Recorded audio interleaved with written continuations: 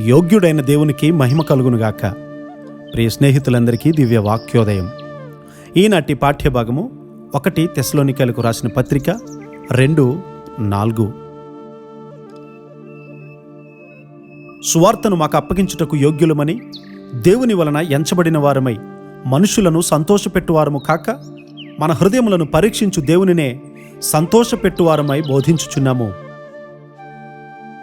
సువార్త బోధించడానికి నియమింపబడడాన్ని బట్టి పౌలు గారు వివరంగా ఎంచుచూ ఉన్నారు. సువార్తను బోధించువాడు మొదట పరిశుద్ధాత్మ ద్వారా తగినవాడని ప్రకటింపబడిన తరువాత దేవుని చేత ఎన్నుకోబడతాడు. పరిశుద్ధుడైన పౌలు గారు తనను తాను బాగా సిద్ధపరుచుకున్నారు. దేవునితో 3 సంవత్సరాల కాలము ఏకాంతముగా గడిపి దాని ద్వారా మానసిక, భౌతిక, ఆత్మీయ క్రమశిక్షణను ఆయన నేర్చుకున్నారు. ఇది ఒక క్రైస్తవుడు మారు మనసు పొందిన క్షణంలోనే పరిశుద్ధాత్మ ప్రభావంలోనికి వస్తాడు. దేవుని ప్రణాళికలోనికి రావాలని పరిశుద్ధాత్మ దేవుడు అతనిని ప్రేరేపిస్తాడు. యేసుక్రీస్తు వారి యొక్క సువార్తను ఇతరులకు అందించడానికి యోగ్యునిగా ఉండడానికి నీ జీవితంలో ప్రతి విషయాన్ని ప్రార్థన ద్వారా పరిశుద్ధాత్ముడు అదుపులో ఉంచుతాడు. రాత్రింబవళ్ళు పౌలు గారు ప్రయాసపడి ప్రసవ వేదన పడ్డాడు కదా. అతడు ప్రయాసపడ్డాడని మనకు తెలుసు.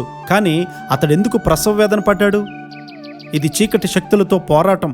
ప్రార్థనలో ప్రసవ వేదన అవసరం. దేవుణ్ణి ఎరిగినటువంటి తల్లిదండ్రులు తమ ఇంటిలోని పనివారి ద్వారా, పిల్లల ద్వారా, మార్పులేని బంధువుల ద్వారా ప్రవేశించే అంధకార శక్తులను అరికట్టడానికి ప్రార్థనలో పోరాడుతూ ఉంటారు.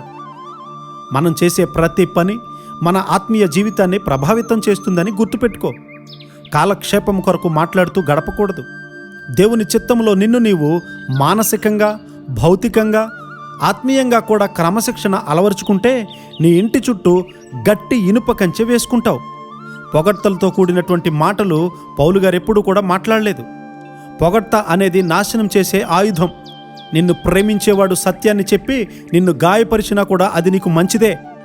ఎల్లప్పుడూ ప్రేమతో కూడినటువంటి సత్యాన్ని చెప్పడానికి చూడు. నీవు గద్దించాలనుకున్న వ్యక్తి సిద్ధంగా లేనట్లయితే మరొక తరుణం కొరకు కనిపెట్టుకో, అప్పుడు అంగీకరిస్తాడు. పౌలు గారు ధనాశతో కూడి మాట్లాడడం లేదు. బోధకులకు ఇది గొప్ప శోధన. మన అవసరాల నిమిత్తం ఇతరులకు సూచన ప్రాయంగా కూడా చెప్పనవసరం లేదు. దేవునికి మన అవసరతలన్నీ కూడా తెలుసు కాబట్టి ఆయన సంరక్షిస్తాడు. ఇలాంటి గ్రహింపుతో మనం ఉండడము లాభదాయకం. అన్ని విషయాల్లో పరిశుద్ధంగా, నేరారోపణ లేని వారముగా మనలను మనం సిద్ధపరచుకోవడం అనేది ఇంకా లాభదాయకం. అన్నిటికంటే కూడా గొప్ప లాభదాయకమైనది ఆత్మలను సంపాదించుట. అలాంటి కృపాధన్యత దేవుడు మనందరికీ అనుగ్రహించునుగాక. ఆమేన్.